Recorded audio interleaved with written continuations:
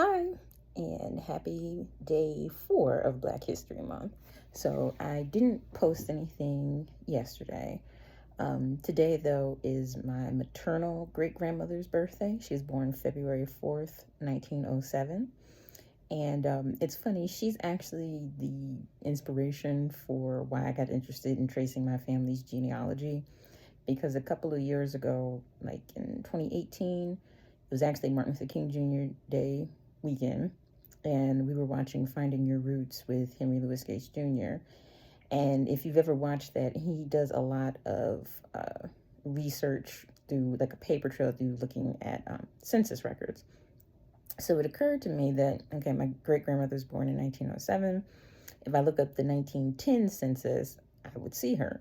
So I did. I looked up the 1910 census of Arkansas, and there she was as a 3-year-old with both her parents. And it was so interesting because I had heard her parents' names my whole entire life, but I never knew what years they were born in. So I found out that her father was born in 1885 and her mother was born in 1889. And so that kind of got me on my journey for both sides of my family, tracing our genealogy. But she was a great woman. She lived to be 91 years old, and I did get to spend a majority of my childhood with her. She passed away when I was 11.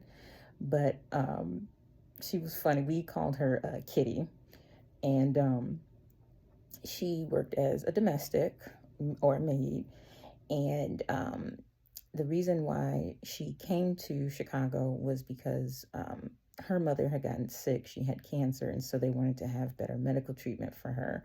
So that's why they ended up moving to Chicago. And then she actually sent her children back down south to be raised by her grandparents while she worked up in Chicago to save enough money to send for them. And so she finally did when my grandmother was 13, and she sent for my grandmother and her brother and sister to come up there to Chicago with her. And that's how we ended up, at least on that side of my family, in the south side of Chicago. But yeah, today is her birthday. And I was thinking about all the different like stories. And it's a funny thing, when you are around your older relatives when you're little, it's like you have no idea like all these stories behind them, like what their youth was like. Because we used to go to church with my grandmother and my aunt and her, and my grandmother liked to sit in the balcony, so we would sit up there in the balcony, and my great grandmother liked to sit on the lower half of the church with her friends.